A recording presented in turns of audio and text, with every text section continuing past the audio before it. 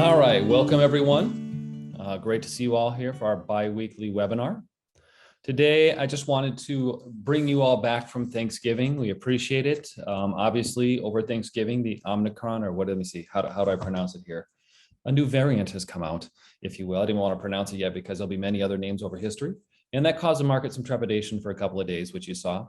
But it's great to all have you all back from the Thanksgiving holidays where you got to spend time with people that you don't get to choose.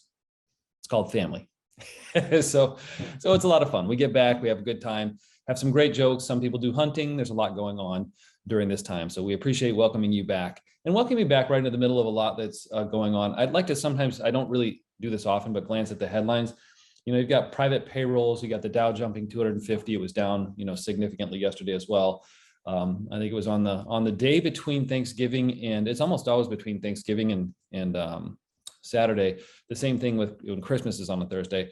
The day afterwards, kind of a floating day where it's pretty decent. This time it actually dropped about 800 or 900 points, which brought people's attention with the introduction of the new variant as well. But it's interesting as I kind of go through and look at some of these things, some of the different ideas for earnings for fossil fuels. There's some payroll things, inflation is talked about as well. Cryptocurrencies are big in the news as well, and everybody's kind of getting somewhat interested in it. But it's kind of, when it comes again to cryptocurrencies, my general thoughts on it, if you want to speculate in it, call it speculation, because a currency has no earnings.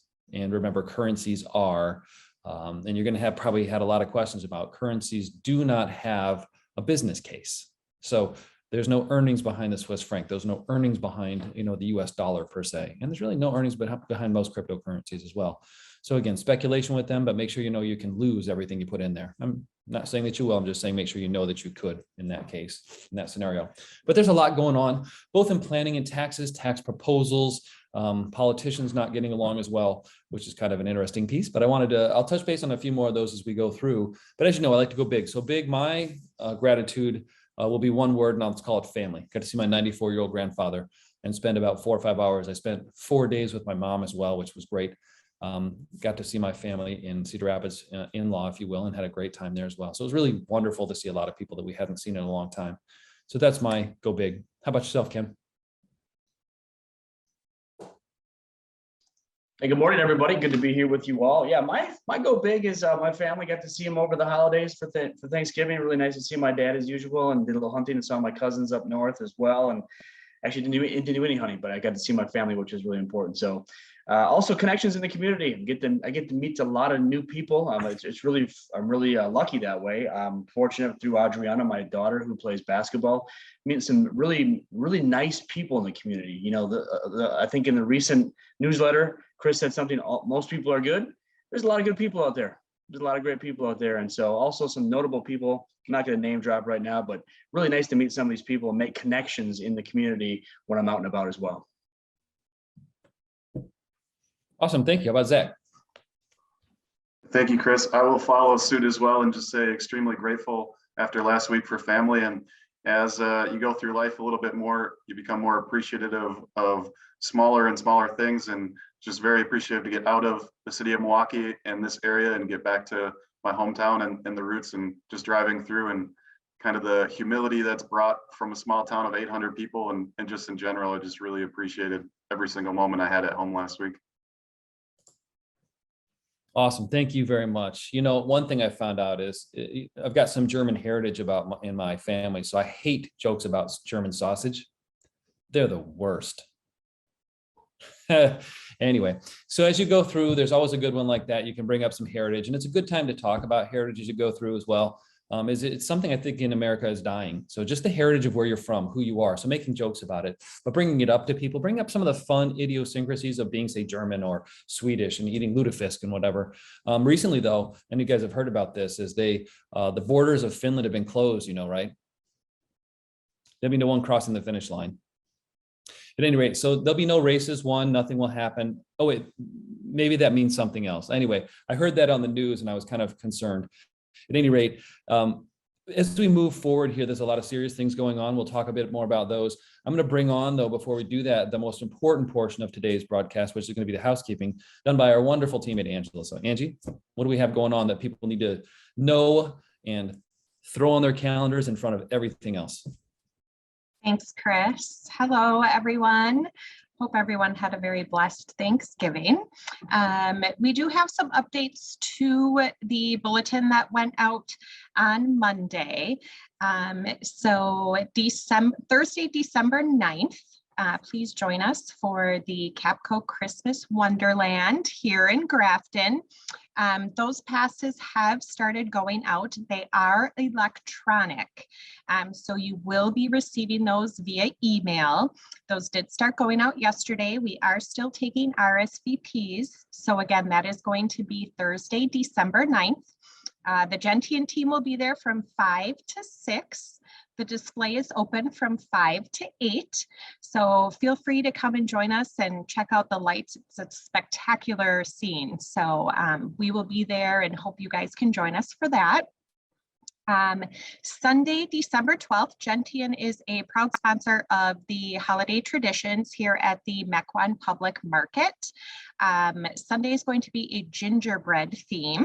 So they will have holiday crafts, food, music. So if you're looking for something to do, bring the family out. It's from 11 to 2, and that is Sunday, December 12th here at the Mequon Public Market. The update here is Gentian on Wednesday, December 15th, we will not be having our webinar, our bi-weekly webinar. Our office will have limited availability that day while our team focuses on our professional development. So that is going to be Wednesday, December 15th. Please make note of that. We will be here working on our professional development. So our next bi-weekly webinar will be Wednesday, December 22nd. So that will be the next time we will see you guys here on the webinar. Tuesday, December 21st, join us for Ladies and Gentian. We will be having a tea and cheer session. RSVPs are requested by December 7th because we will be sending out a holiday package to all you wonderful ladies who will be joining us. And Lisa will be joining us from England to share in the tea and cheer. So again, if you are interested in joining that, please get your RSVPs to us by the 7th of December so we have time to get out your package for that. And December 24th is a Friday. Our office will be closed for Christmas Eve. So just make note of that. And we wish everyone a happy holiday season filled with family and gratitude. And Chris, I will hand it back to you. Awesome. Thank you, Angie. I appreciate that. Thank you for welcome. bringing us up to date with everything that's super important in our offerings today. So today I'm going to touch a little bit here, and I'm going to bring Mike on in just a minute before I bring up our other teammates, just to touch about what's gone on with some of our research and some of the different ideas there. But a lot of what's going on right now is year-end capital gains have been coming out. We've been talking to a few of you about those, and they're larger than normal. Remember, as markets have been good for a long time, most of what mutual fund managers own have appreciated pretty massively. So they're going to at some point have to start taking capital gains. And some people have said, oh my gosh, what am I going to do with these capital gains? And my statement is, well, pay them now while capital gains are still at a reasonable rate. So we have a choice. We can either defer them into some point we don't know in the future, or we're going to have to pay for a lot of the goods that we've been taking debt for, or we can pay them now at a known historically low rate. So one thing I did want to bring up is capital gains are fairly significant this year for those of you who have non-IRA accounts. And we've been talking about those, looking at what to do with those as well. Some of the other big tax proposals are still being debated, and they're being debated back and forth. It doesn't look like they're going to come to resolution anytime soon, but there's some real questions that come up with Roth IRA conversions and others. And as we get more clarity, we're prepared. We just don't quite have any guidance yet from the government on what we want to do with those as well. So the worst thing would be, and they've done this before, in January, pass a law that's retroactive to December.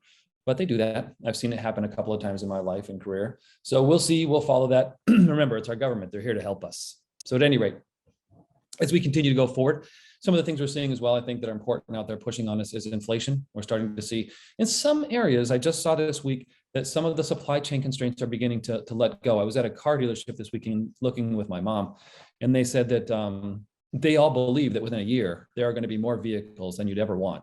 So people are looking right now and saying, well, maybe I should buy now, maybe I should buy now. And these dealerships are like, oh boy, in about 6 to 9 months, you're going to have more cars than you could ever buy. At any rate, taking a look at some of those, and that's just dealer speculations in some of those ideas.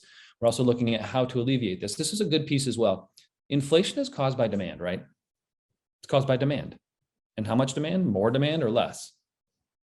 More, exactly. So when you have a good economy and you have a lot of heating out there, like we did with the money that was given out for stimulus, you actually see prices go up because demand is very, very high. Now, what happens? This is a very, very good statement. You'll see this in some of the information we send out later, but what happens when prices go higher? People stop buying.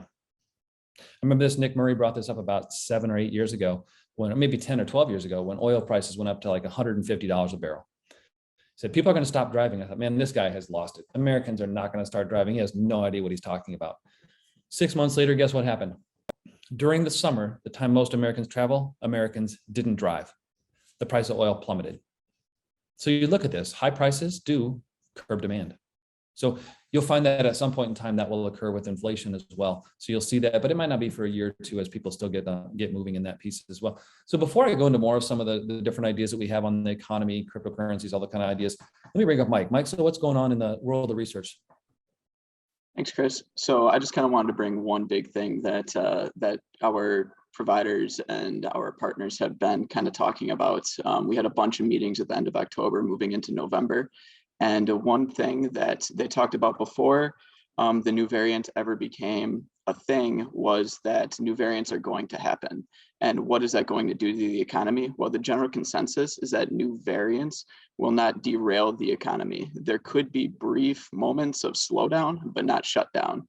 And they believe that where we're at with research and with the vaccines being available, and what we now know about how the economy can function with the, even if we had to stay home or something like that happening, what we're able to do now and what we know we're able to do will keep the economy rolling. So that is a general consensus across our fund managers. It's been a great conversation regarding it, and I just felt like that was important to share with all of you. No, that's super important, Mike. I appreciate that. What we found over time, for instance, when something is brand new and nobody expects it, is when the biggest reaction occurs. That's when people are like, oh, they freak out. They don't know what's going on.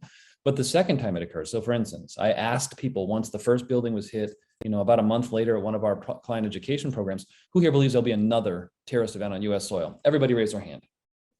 Before it, who thought there'd be one before this? Nobody raised their hand. Strangely enough, when it's happened, people are I'm going to say less reactionary to it happening again. They expect it, right? So when the unexpected, think about this, the unexpected is what people tend to freak out a little bit more about. So I agree with that as well. I think you'll find that people expect more variants. They've been hearing about them. It doesn't mean they won't react the day they hear about it, but we just had 2 days where it's been a headline, we've seen drops, and then the following concomitant upturn behind it has actually been pretty decent as well. Remember, the market corrects 2 ways: it drops or it moves sideways. So those corrections are inevitable. Here's one thing I want to do though. So I'm going to change the view real quick here, and I want just Zach, myself, and Mike. I want to do something. Everybody here should be able to see now. It's on gallery view. I changed that on purpose here because I did something here on one of our book. If you haven't been on our book club or book review, it's been absolutely fabulous. But something I've done on that's really changed the view on how I see people is I go big, but the next thing I'm going to do is I'm going to go smile. So what I'm going to do for the next 30 seconds, I'm going to make Mike, myself, Ken, and Zach smile as big as we possibly can.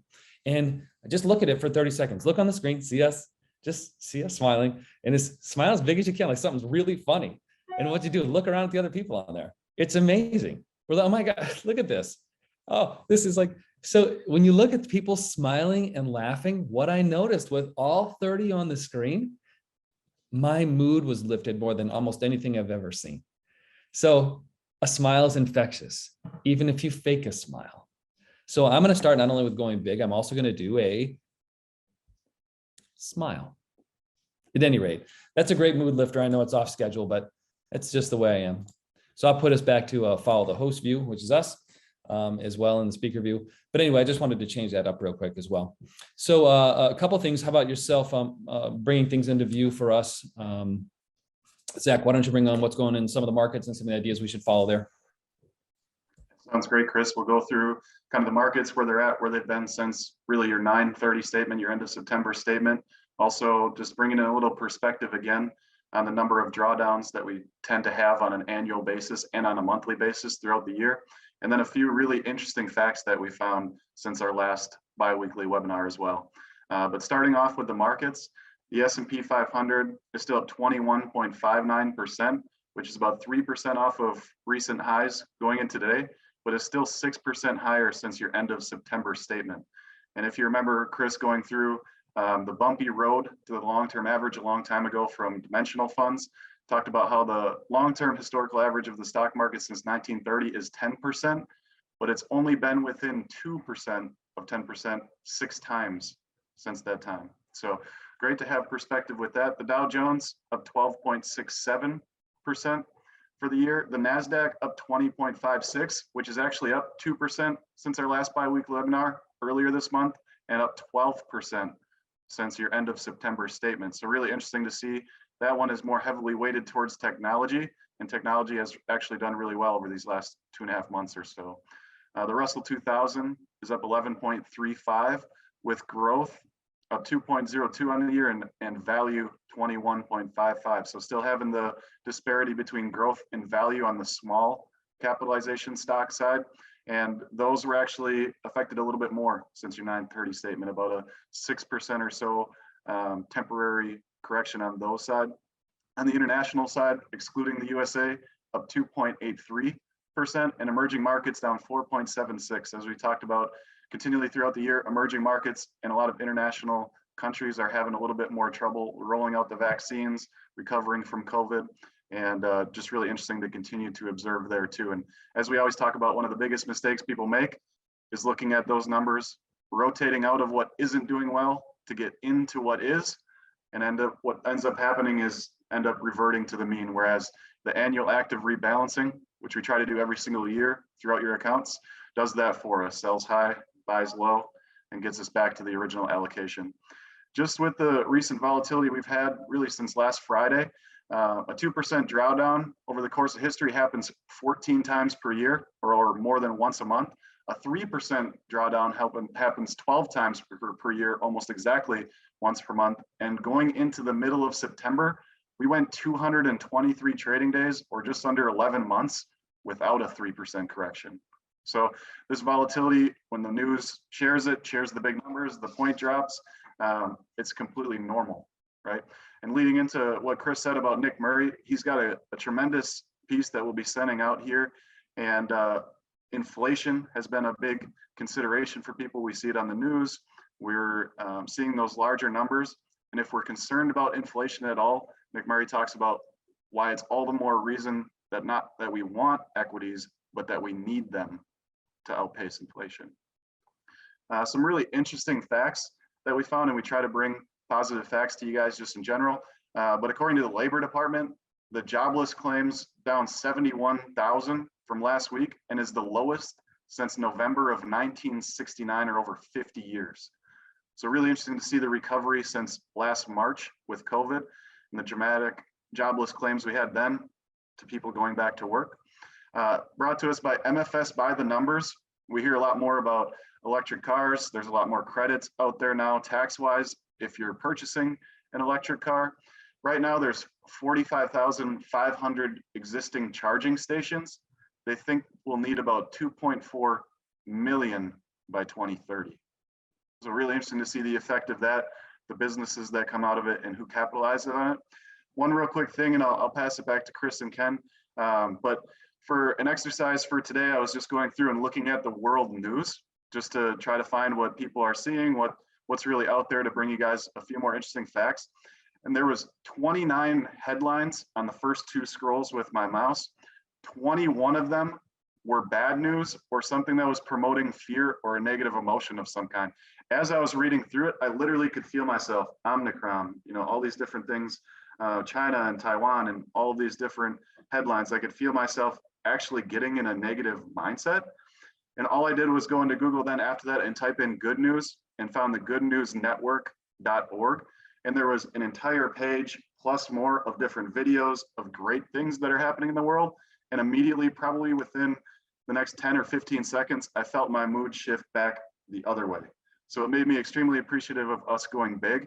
And just in general of a saying my parents used to say to me as a kid, and it's funny how you never realize how smart your parents are or how wise until you hear the same thing they said from somebody else, or you discover it in a different way, but they always said good in, good out, bad in, bad out. So just an incredible exercise. And if you're getting resources or you feel yourself in a negative mindset, where are you getting information from? And maybe that's all the shift that you need to maybe have a little bit better day.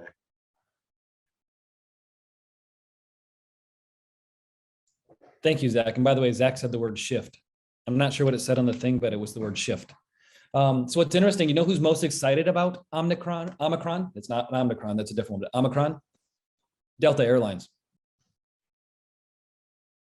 Think about that. It takes a little. Oh, that's right. It's like coronavirus, coronavirus, Delta Airlines, Delta variant. They are super excited that Omicron is coming out. So at any rate, people have actually had some turnout about them.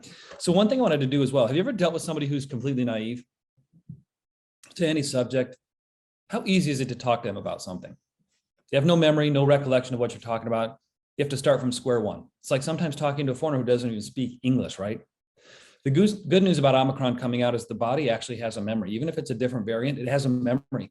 So what a lot of experts are saying in this kind of a variant coming out is there's some memory of what this disease is, and your body will recognize it in some form, in almost any form, as most people will be exposed to this. So they're saying that new variants coming out actually still will be exposed to some memory and makes it easier to talk to in your, as far as your health in your body. So it was something you'd said and I'd read as well. I forgot to bring up earlier as well. Let me go ahead and I'll bring it over to Ken. Ken, how about yourself? Any wonderful ideas today in the world of Social Security planning, Medicare? I know there's a lot going on. Yeah, there's a lot going on. I'll touch on a few here. You know, I think Chris said it really nicely about the tax law proposals. You know, there's a lot of possibilities out there. We're ready to handle those if they do happen, and we need to act upon them with you and for you. You know, capital gains rates is a big one. It's really a conversation we're all having today. Roth conversions. A lot of us do Roth conversions because they do make sense for your scenario. You know, backdoor Roths, super Roths. These are all things that we're keeping an eye on, and they're very important because it's the majority of the planning that we do with some of you when it makes sense for your scenario. So we're on it. We're aware of it. You know, we have resources that we can tap into to know that when things change, we're going to change with them and find out what the best solution for you and your wealth is when that time comes.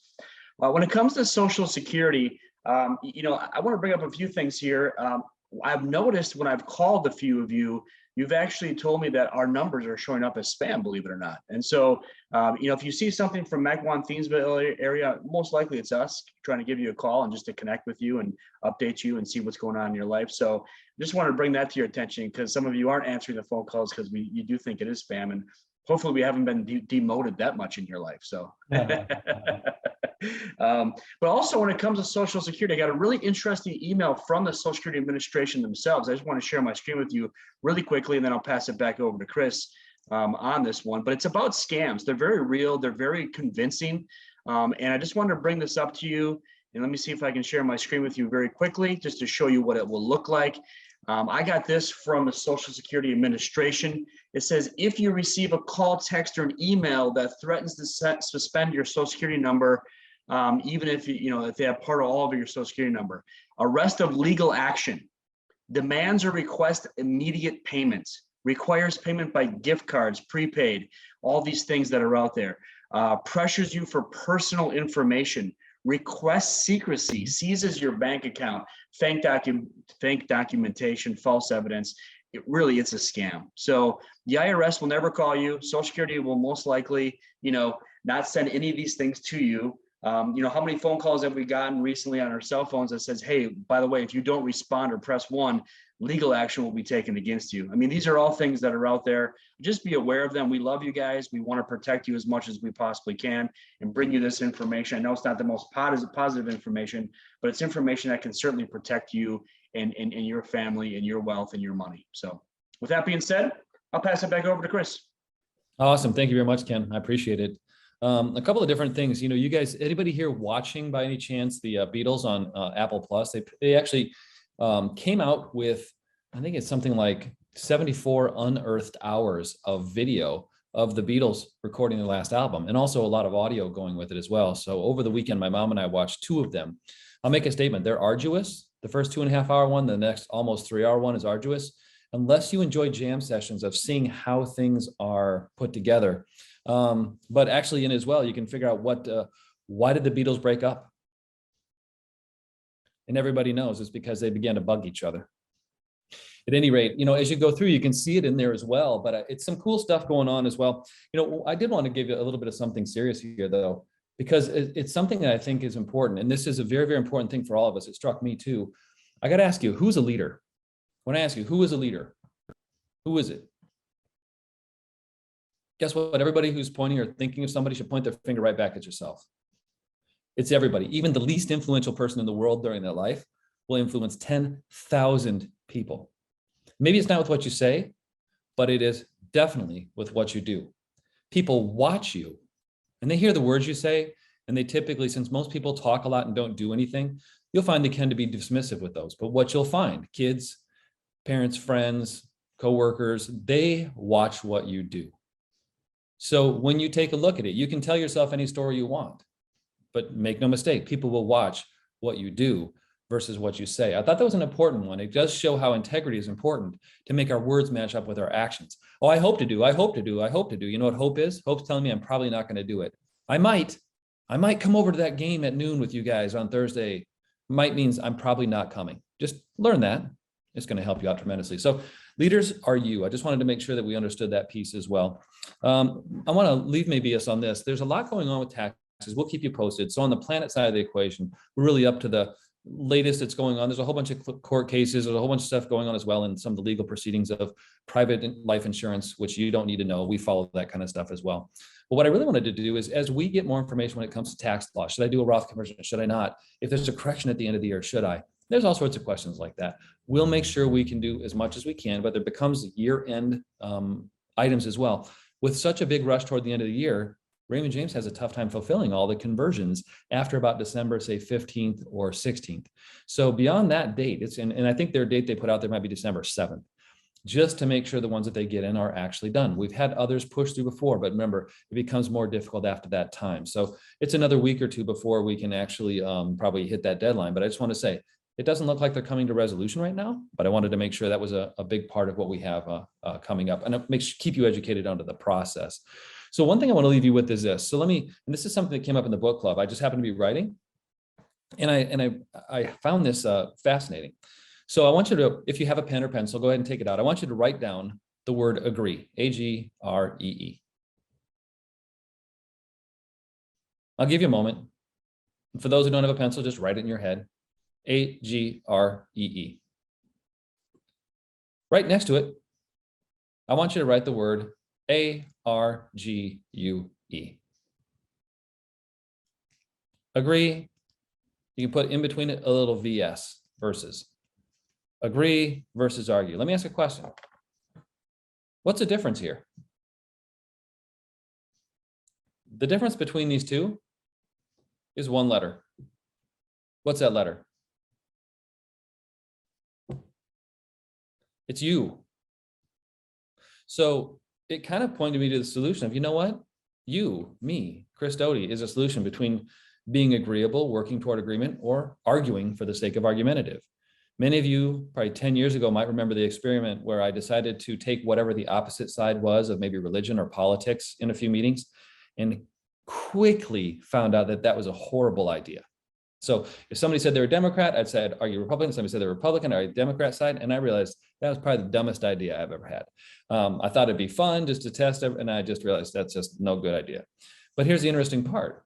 Just because we don't agree on something doesn't mean we have to argue as well. Anyway, it's something I wanted to introduce. It's something that struck me and it's been resonating with me as well. That's more on the live it side of the equation. So maybe it's how we can live it together in a better way. It probably would have been helpful if I gave you that information before you went to Thanksgiving and had some of those agreeable or disagreeable arguments with people. But I imagine a few topics came up. They say today, like 1 in 6 people don't talk to a family member because of something to do with politics or COVID or vaccinations. So we want to make sure we cure that as well. People can have different opinions and still get along. At any rate, with that, I'd say, Gentian's about planning it, living it, and giving it. So end of the year, there's been a lot of giving for people as well. We love the charitable nature that you guys have as well and love fulfilling those for you. We really appreciate the nature of your giving, of people you're introducing to us. You're introducing some wonderful people. Again, we 100% appreciate the fact that you screen out these people before you send them to us. The major screen is, do you like them? Is that somebody you think we could have a great 30 or 40 years with? And you do a great job of that. probably 3 or 4 times in the last 10 years, I've had somebody go, oh, sorry about that, for somebody they introduced to us. So it's pretty interesting. You guys do a great job, and thank you, because we want them to be somebody you'd be comfortable hanging out with as well for the next 30 plus years. But you've been doing a great job of that. You keep our firm growing in a dramatic way. And hopefully that just gives us all the time that we can use here to service you, to be looking for different ideas, doing planning, helping you live it, and helping you give it in the proper way as well. With that, I'd like to thank you from all of us here in the team. We'll be 3 weeks out for our next bi-weekly update. So it'll be maybe a tri-weekly update, if that makes any sense, maybe 3 weeks from now. But we look forward to that right before the holidays as well. So enjoy your prosperous next 21. I mean, it's really now what? It's only 25 days until Christmas. And here's what's interesting. Guess who showed up today in my kitchen? Henry and Holly. Anybody know who they are? Elf on the Shelf. Showed up this morning.